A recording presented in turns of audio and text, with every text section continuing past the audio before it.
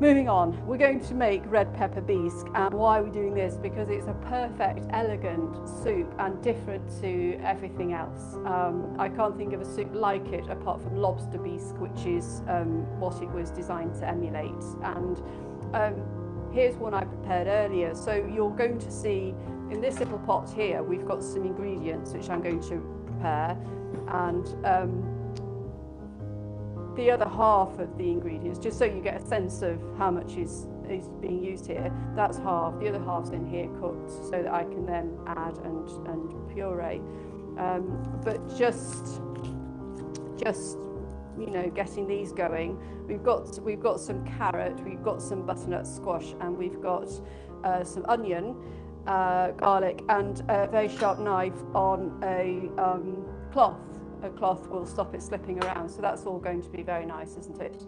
We're going to cook this in some oil, and if you do anything wrong, you will burn it, because it is so easy to burn this and sort of wreck the flavour, because it's a light flavour.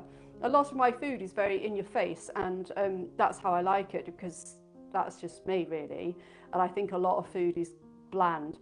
But this is actually really quite delicate, so you don't want to burn it, because then you'll got your burn flavour in your mouth, and no. But you will, you could burn it really easily, because what you're trying to do is add caramelisation to these ingredients here, and to do that and to cook them until they're soft so that you can puree them, that's a little bit of careful work. Now in the other half of the ingredients, I didn't put pepper because I just wanted to chop that on camera to just like review where we are with chopping red pepper. So yes, you know, if your board tends to move around, a little bit of a cloth underneath. These are sort of black microfiber cloths just to stay slightly neat on camera, and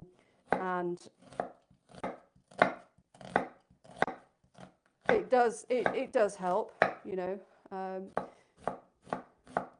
So as fine as possible, really, because you just want to get this stuff cooked, quite honestly. Peel your carrot. That wasn't well peeled earlier, was it? So we've got the onion there. So again, with the carrot, let's make him quite small. The pieces. Let's just get him out of the way. You know, I will be honest. When I made this in lockdown, I just put everything in a pressure cooker. I did. Let's just think about that. I don't take my eye off the ball there. I did caramelise the onion and the garlic first, I think, and probably the red pepper, and then it was all, because I was making quite big quantities of it. Yeah, so it went in a pressure cooker. You could do that. The other thing about this is you could put all of this in an oven to roast. This whole, everything, apart from a bit of coconut milk, if you choose to use the coconut milk, you could put it all in there and have a completely different dish. You know, the spices work, all this stuff here on the sort of flavourings tray. So I hope I'm just sort of making the point here that this is all nice and neatly done. It will really help you if it's small.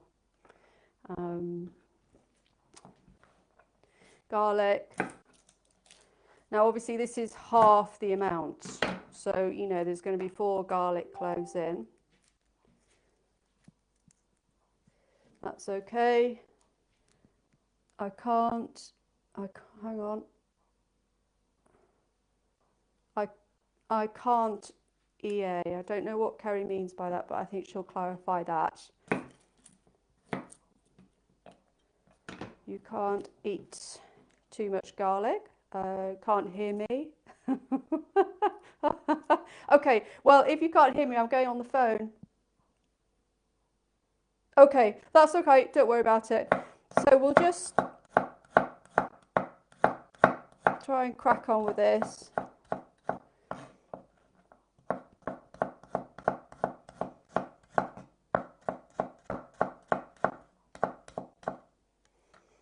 And let's get some oil.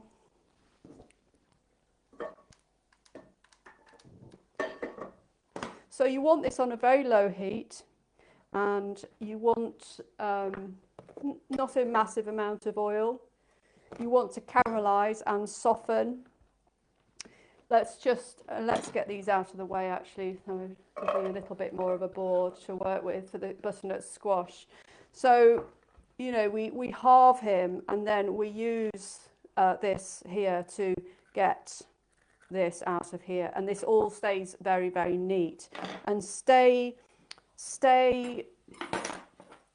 neat, especially with something that's hard like butternut squash. You know, choose how you're going to do it. Make a decision, move him out of the way, and then get him onto your board. You know, stay really neat with him.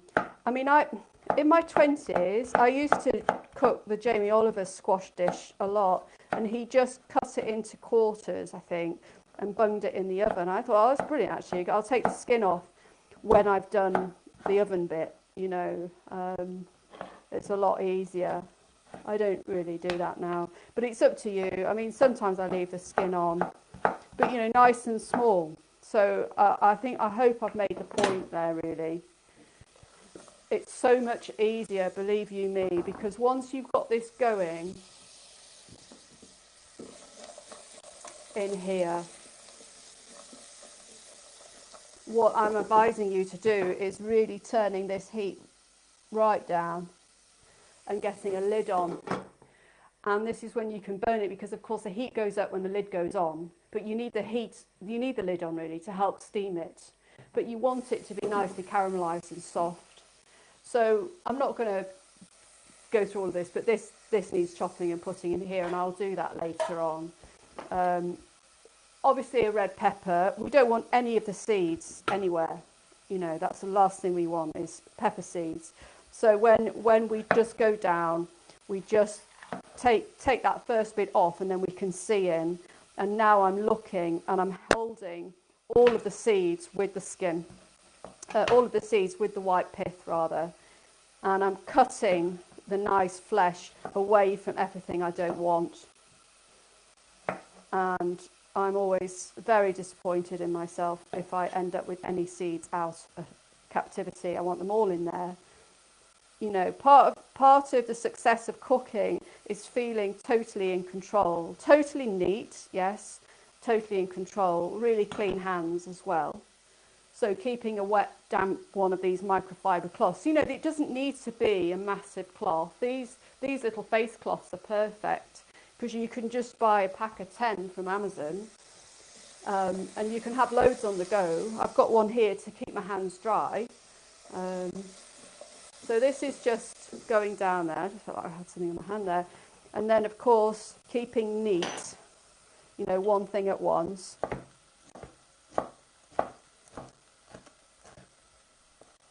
So, and it doesn't matter how quickly you chop, really. This is a bit of a chopping one, though. It matters much more that you just relax into it and you practice chopping well, slowly.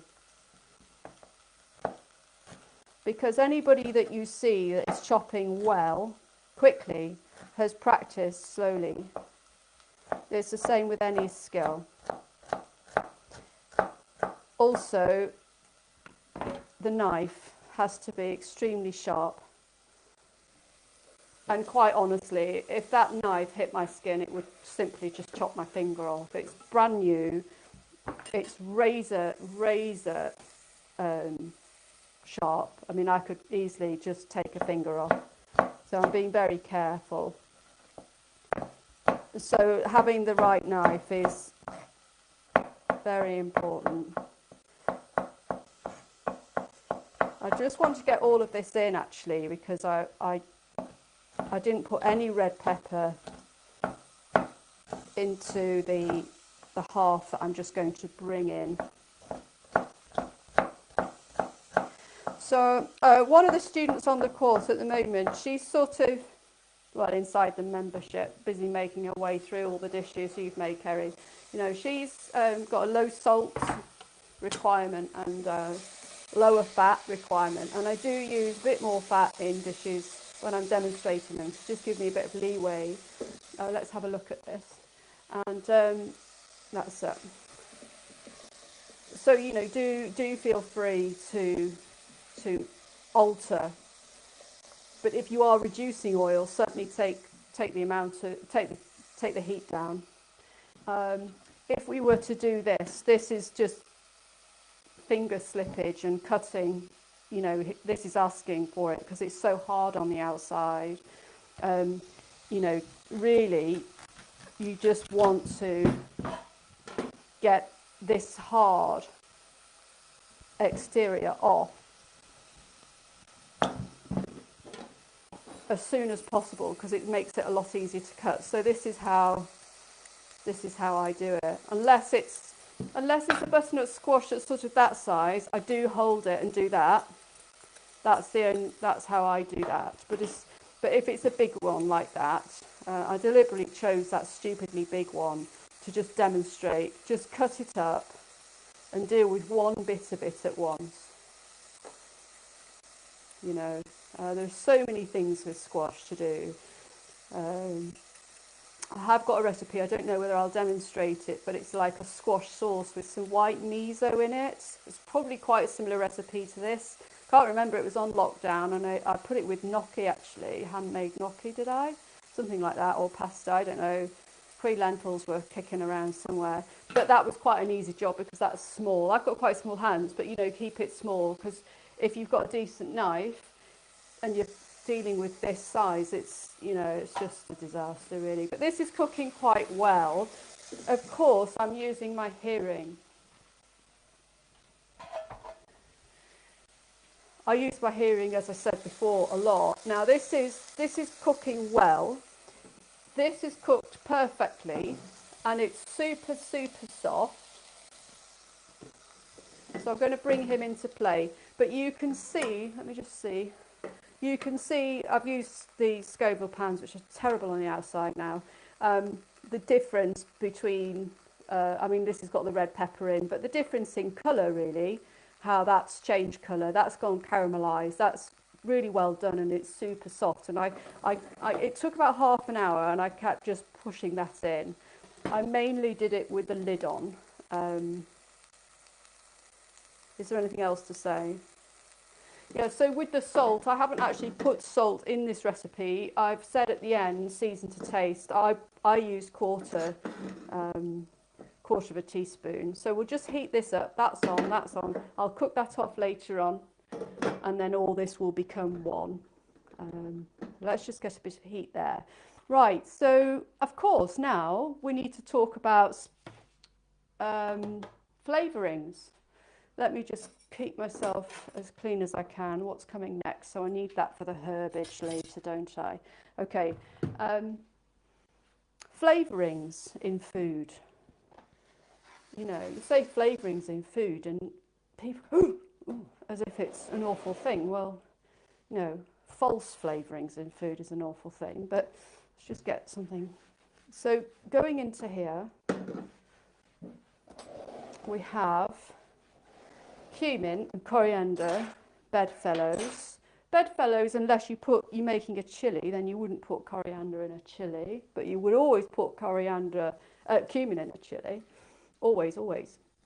So yes, that's coming up to heat now. And let me just get some more of those in case I need. So we've got some coriander, so even Stevens with cumin and coriander. And I'll leave it on that camera angle. Got some paprika. I've got chilli flakes enough to sink the Titanic, quite honestly. I've got like a chilli sauce here. You could use a specified structure. I don't even know how to say that word. Somebody will help me. So what we're going to do is put the dry stuff in first. Quarter of a teaspoon, something like that.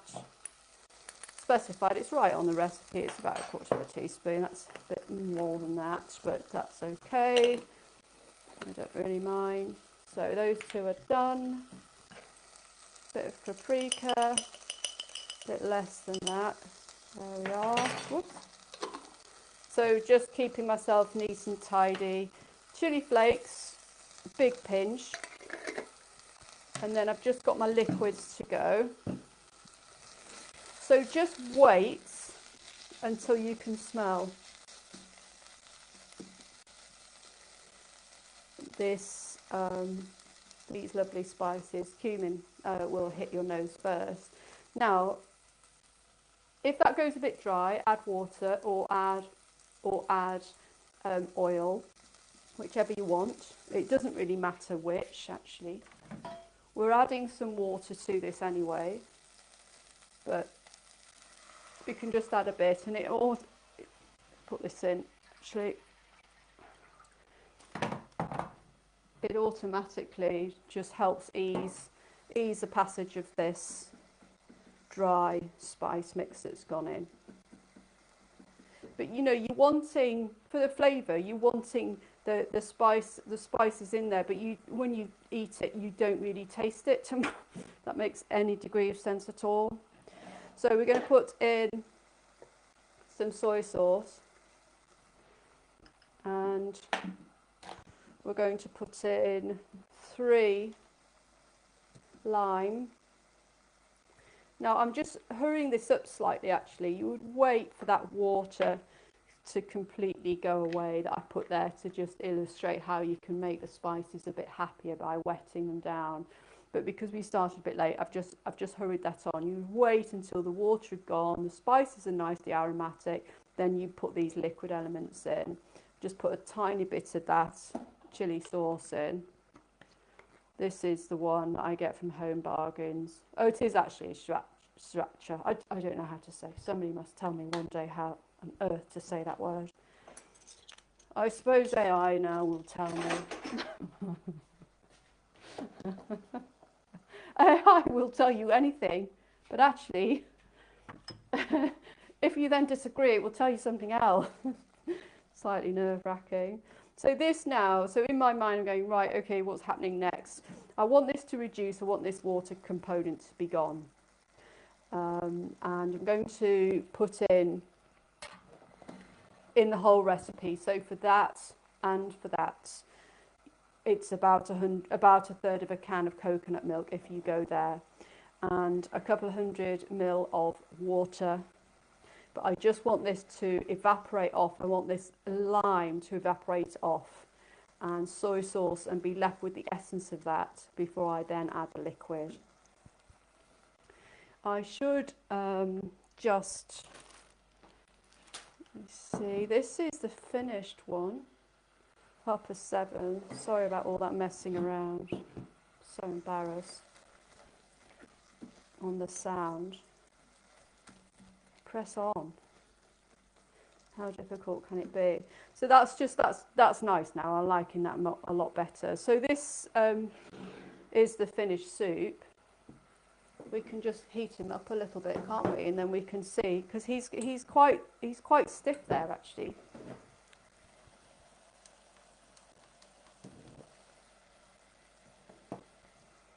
So we'll get him heated up so we can pour him out. So that's good. So that's now, again, I'm just using my ears all the time, and I can just hear that sound has changed. It's a lot less wet. It's giving me that gorgeous unctuous sound, and that's what I wanted to hear, and I can see obviously as well.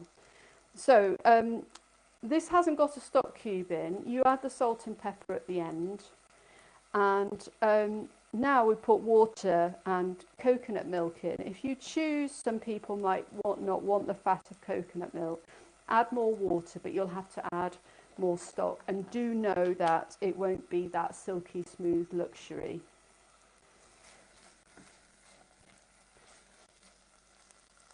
So we'll just put some of the water in here. I'm not going to put it all in because that is designed for all of this, and it slows us down a little bit, and I do just want to just simmer that off.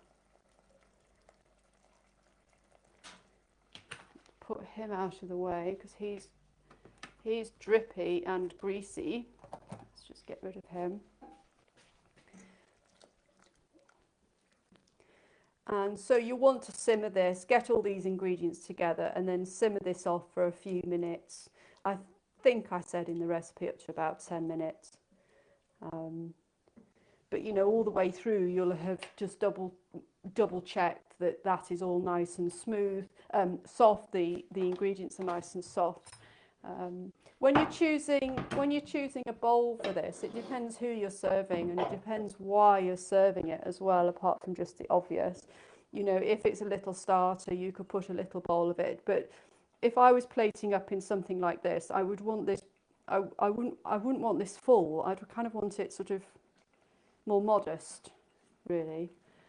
That's just appropriate for that shape. But if you were having, like, you know, a proper amount, you could choose something broader, and you could fill it higher. So yeah, I'm a bit funny about the right dish. It's like the right mug for a cup of tea, do you know?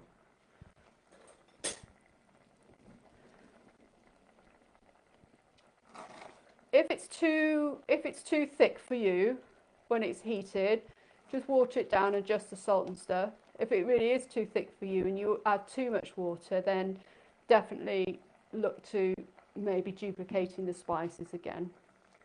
But I think, made as per the piece of paper that you will print off, it's bob on.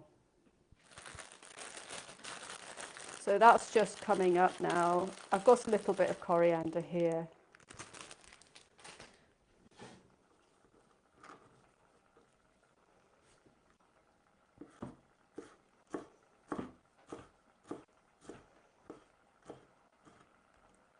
So he's ready. And then let's just get that.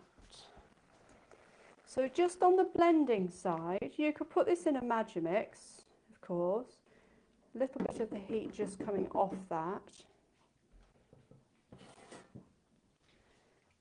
Let me just see. It's going to be quite noisy, but just on the blender, you know, I've got a turbo setting on. I've got a turbo setting on this and an ordinary setting on this. Let's just go back to that. I don't think you want to be doing turbo. You just want an ordinary setting, and obviously tilting the pan and immersing the blender, and just stepping around the ingredients to start with. And I don't wish to teach to suck eggs, but a lot of people don't have a Magimix, and this is a whole lot easier for these sorts of quantities. But just step through, and then once you've got the majority of it together, then you know you want to be standing here doing this for 5 minutes at least. You know, don't be afraid of doing that, and then that will become completely smooth. You want it totally and utterly, luxuriously, silkily smooth. Here's one I prepared earlier. I've got litres of this stuff. And what else did I want to say about that? Oh, I know, yes. So did I get him out? Yes, here he is. So you could put this. If I was doing this for like professional, I would put it through a chinois here, because it would just take out all of any residue that I hadn't, you know, blended. I would do that for, say, Christmas as well. Definitely. Or if I was serving a little tiny as a mousse bouche or something, that would definitely come into play. No doubt about that. So here we have it. Let's just get one of these. Really nice aroma, really luxurious and silky and shiny and decadent. Let me just get a bit out so you can see. Let's put him maybe in that one, be better for the light.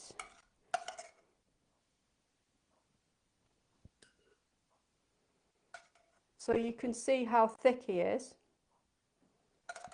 It's not sort of spreading out. So this isn't, you know, I've got this bowl. It's a bit big, but it's wide and shallow, and so you can actually see. So there we are. Lovely. What else could you put on it? Of course, we could put some herb on it. You could spritz some lime on it, as it's got lime juice in it, but go steady on the lime.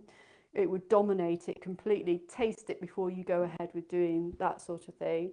You could do a few little, you know, chili flakes, but again, it's not really about the chili. The chili's just there underneath, but it's not like, oh, this is a really hot chili. You know, a little bit of herbage on one side perhaps would be nice.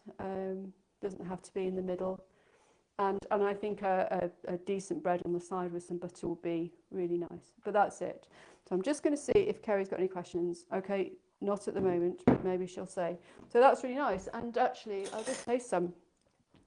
I've realised I should probably taste this stuff. Yeah, the first thing that hits you is the texture of it. It's very rich, but actually it's quite light, and the lime has done its job. You can't taste it, but it's done its job. It's lifted it completely. Underneath there, you've got the soy sauce and the cumin and the coriander, but again, not really there. The coriander has made it a little bit more fragrant. But I think if you were to feed this to somebody and say, what's this made out of? They would go, not really quite sure, which is what I try to do at the end of the day. Yeah, so that's it. I'm just going to wait, see if Kerry had any questions. Might just have a bit more. I'm glad I've made a lot of this. I'm going to get this back on now.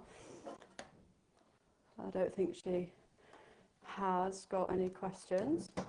So apologies, Kerry, for not pressing the on button stupidly earlier. And I will put this into the Facebook group. I download the film tomorrow and put it into the Facebook group, and I will unpublish this basically straight away.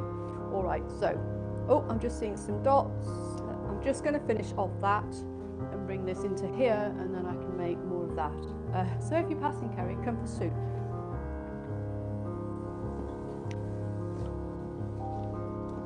Here she is.